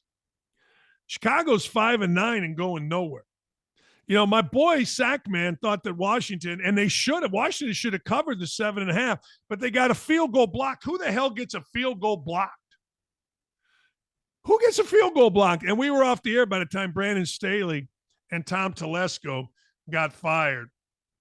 But the fact of the matter is this, backup quarterbacks have been good. Do you know who has the best record in the AFC? Do you know who has the best record in all of the NFL? I'll give you a chance. You know who? Lamar Jackson, 11-3. 11-3. That's what Lamar Jackson and the Baltimore Ravens is. You keep Lamar Jackson healthy. He's literally, I thought, unstoppable yesterday. He got in such a groove getting by over here, over there, through and around, that there was nothing that Jacksonville could do. They put a spy. They seemed to keep their lanes. They had a nice front. That Travion Walker, the former first-round pick, looked like he was all right. They talked about how he's improving. But I'm telling you right now, when Lamar Jackson decided to run and fire strikes on the run after ducking everybody, he was under heat. I'm all in. He only threw for 171 yards, but I'll guarantee you this. Lamar Jackson's 171 yards were under all kind of duress. That could have been 0 yards. It could have been mega sacks. He only got sacked 3 times. He was under pressure 162 times. And then the dude ran for 97 yards. Now, I don't know about you, but that's my MVP. I get it, man. Purdy is good. And because you vote or you think somebody is going to get your vote right now doesn't mean somebody else isn't very good. Brock Purdy is very good. They just dropped 49 points or 45 points on the road in an NFL game. He was 16 of 25. That's what I'm talking about. 4 touchdowns, 0 interceptions, but here's the advantage Purdy has that others don't. You ready? 0 sacks. 0. None. You want another advantage? Christian McCaffrey. 18 carries, 6.5 yards a carry, 115 yards. Now that's an advantage others do not. All right, woke-a-dope me, baby. Woke-a-dope. There they are. Look at them. Look at all 3 of those beautiful people. Raise your hand if you're tired of Biden's crap and want a new president. I'm just tired of every day. Biden's brother, Biden's daughter, she hadn't paid taxes. Then he gets up there and tells us how we're all supposed to pay taxes. I don't want to pay taxes. I don't want to pay taxes anymore. I'm done. It's over. Dream is dead. Dream is over. I'm done. No more. Say goodnight, Charlie. Good night, Charlie. Man, oh, man. I'm with you on that one. My hand, both hands are up. I guess one hand over my heart and one hand up. Tired. Next. Look at this. I was trying to explain to my buddies this weekend here about Southwest Airlines and the plus size. We were all trying to figure out, like, I guess it's if you qualify as obese.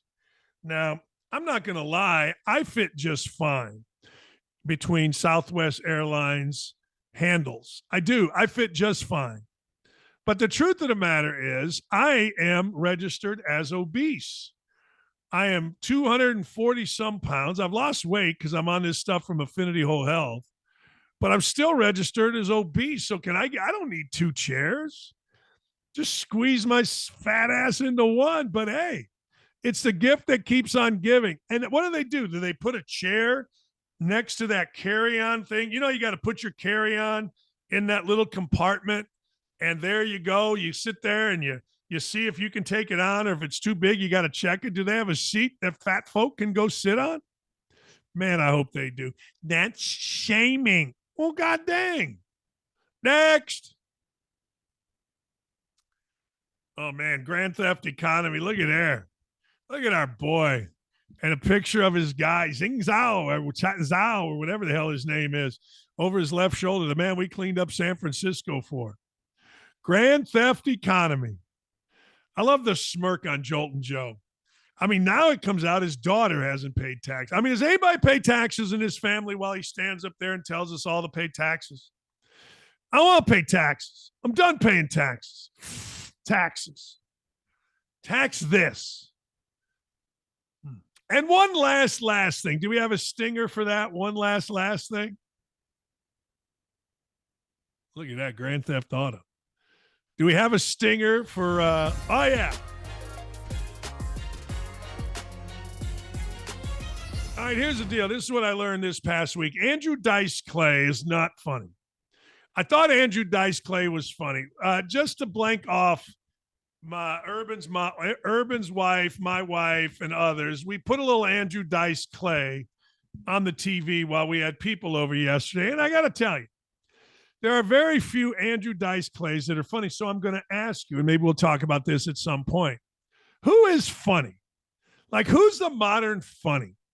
Like, Andrew Dice Clay was kind of funny with the rhymes, and then he got angry and he started making fun of people. Anyway, long story short, we put on Chris Rock. He was all right. But I'm not sure who's funny anymore. I want funny. I want filth. I want debauchery. Mike Mulvaney or Muldowney, not funny. Give me somebody that's funny. Last point, Calusa Pines. For those of you that are golfers, do yourself a favor. And I don't know how you get on. I don't know how I got on. My brother hangs out with really rich people. So I'm here in Naples, and it's like, hey, we're playing Calusa Pines Saturday. It's the closest thing you'll ever play to Augusta, and it is. Best golf course I've ever played. If you get a chance and somebody says, hey, we can get on Calusa, I don't care if you've got to rent a private jet to get down to Naples. Just say yes. Nod your head, say yes, yes, yes, we are in. Period. I'm in. Last thing, enjoy your family. Yeah, I know we all get caught up in everything, and sometimes the holidays are a hassle, but with Eric Montross's passing, it made me think of something. I want to enjoy my family. Yesterday, after Illinois State won, Lee, me, and Tegan, we happened to be grabbing a bite to eat at the place called The Fish. So we're at The Fish, we're having a drink, and we're having some sushi. Phone rings, it's Andrew. And I would not get off the phone with Andrew for anything. And Lee's like, you stay on the phone with that boy. He just won a game. He's excited, want to tell me all about it. Now, we had watched it, but we go over. Enjoy your kids, man. Hug them. Enjoy your mom. Hug her. Dad, aunt, uncle, cousin. Enjoy them all. Just have a great time with them. I'm pretty much going to say that at the end of every show. Eric Montross is 53 years old, man. He doesn't get to enjoy his mom, his dad, his kids, his wife, nothing. Passed away because cancer's awful. You never know when it's your turn. Enjoy. Nick, thank you. Dylan, Ryan, awesome. Haley, Kaylee, Beth the Booker, Danke Shen. Of course, Aaron, great stuff. Gary, thank you. We'll see you guys tomorrow. Hey, by the way, hold on a second. By the way, Two Big Brains on Two Big Brains YouTube coming up in about 5 minutes. Get there.